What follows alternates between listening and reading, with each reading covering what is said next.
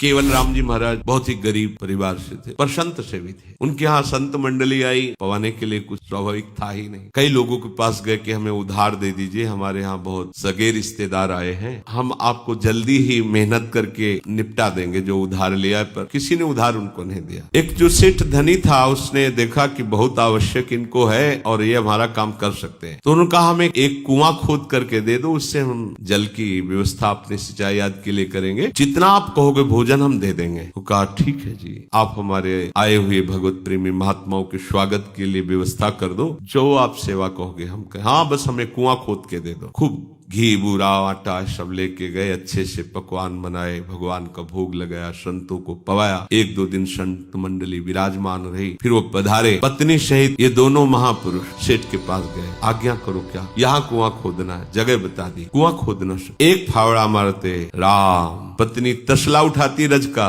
राम। बहुत गहरे गहरे पर जल मिलता था, तो कई हाथ खोदने के बाद बालू वाली मिट्टी आई, खुदाई। अब कोई दूसरा सहयोग देने वाला नहीं था। ऐसे रस्सी में बाल्टी आदि बांध कर नीचे फेंकती, उसमें रज भर देते, वो नाम कीर्तन करते हुए ऊपर घसीटती, वो नाम कीर्तन करते हुए नीचे खोदते। जब बालू के नीचे 10 हाथ खुदाई की, तो जो बालू का पिंड था वो कुएं का फट गया और अंदर रह गए, ऊपर से मिट्टी गिर गई। पत्नी रोई, चिल्लाई, लोग एकत्रित हुए, पर उनका भाई इतना गहरा कुआं और नीचे दब गए, ऊपर से कितने हाथ मिट्टी जम गई, वो तो मर गए होंगे। बोले अब खोदना बेकार है, क्योंकि खोदने में भी तो समय लगेगा। वो पुराना समय था ज्यादा, और गरीब आदमी थे, कोई सहयोग देने के लिए। पत्नी को समझा बुझाकर सेठ ने कहा जब कोई आवश्यकता हो भोजन सामग्री ले लेना। पूर दिया गया कुआं, और वो नाम जापक महापुरुष। 1 महीने बाद वहां से राजा की सवारी निकली, तो आवाज आ रही थी राम राम राम। तो भक्त हृदय थे, उन्होंने कहा ये आवाज कहाँ से आ रही?